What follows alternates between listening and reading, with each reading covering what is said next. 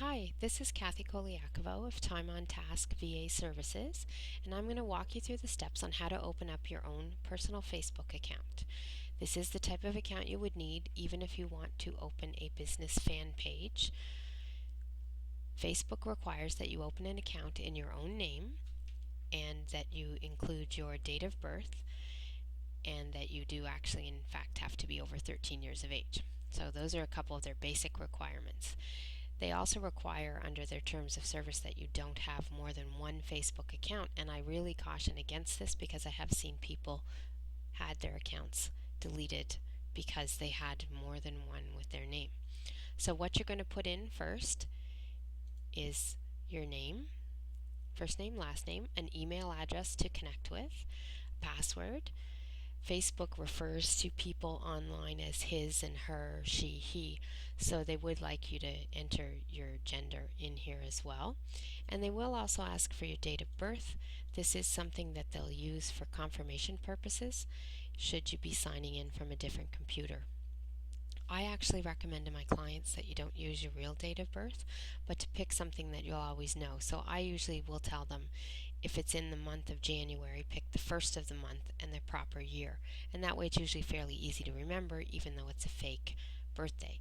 The reason I recommend this is to help against identity theft because birthdays are a big part of your identity, and if people discover your proper one, there are possibly things that they can do with that type of information. So you're going to hit sign up once you enter the information. Facebook will actually send, too small of a password. Facebook will actually send a confirmation email that you're going to have to do, and they also check to make sure that you're a real person by putting in the capture words, which I'm sure most people have seen on different websites.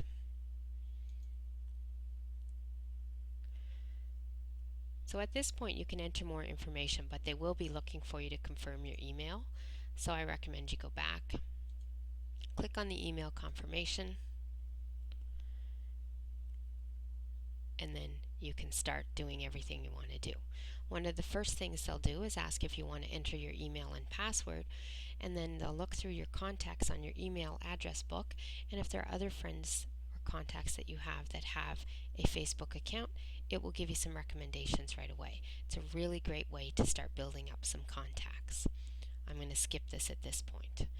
You can also fill out your high school, university, company information, and Facebook has a really great search feature if you want to try to reconnect with people. And if you've entered your high school and year or university or company and people are searching online for people of the same year, of the same school, then it's a really neat way to connect with people from back in your day of high school, university, or where you used to work.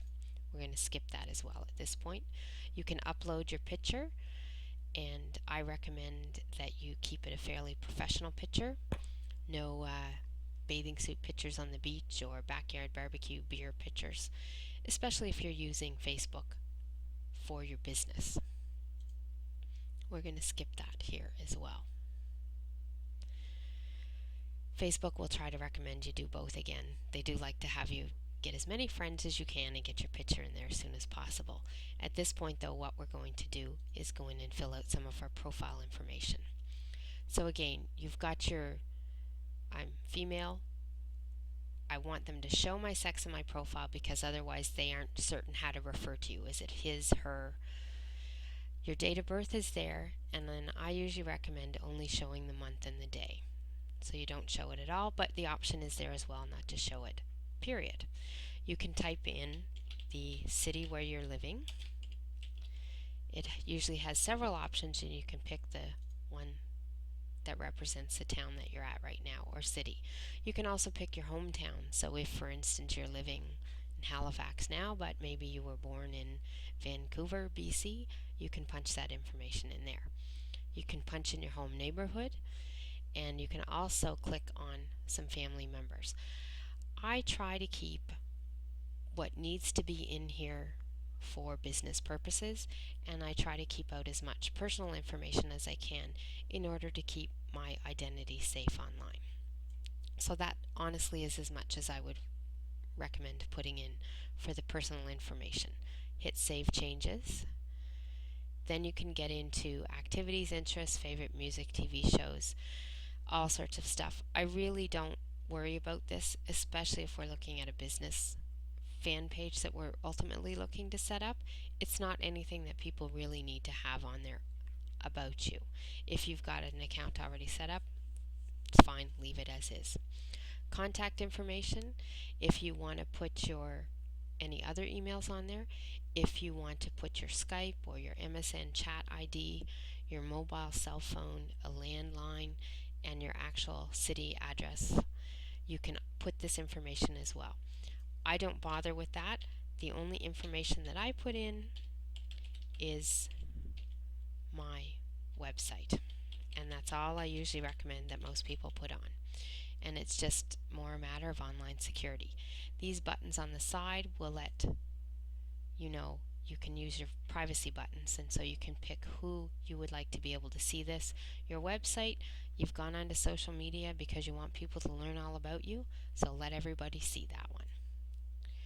And your education and work, you can put a little bit more information about where you're working, what you're doing, how long you've been there.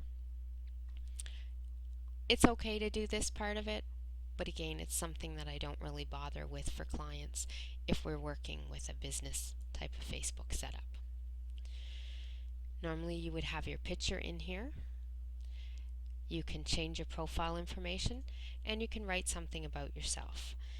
This is a box where you could put in information about you. Sorry, I can't talk and type at the same time.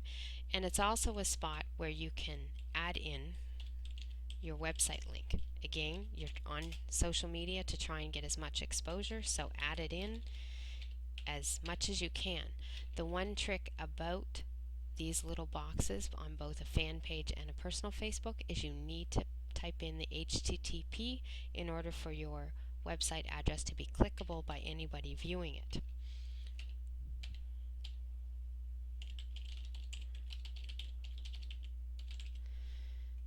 Once you've clicked out of the box, you've got your information in there, and you can see when I run my mouse over this that it is a link and it will take people to your website.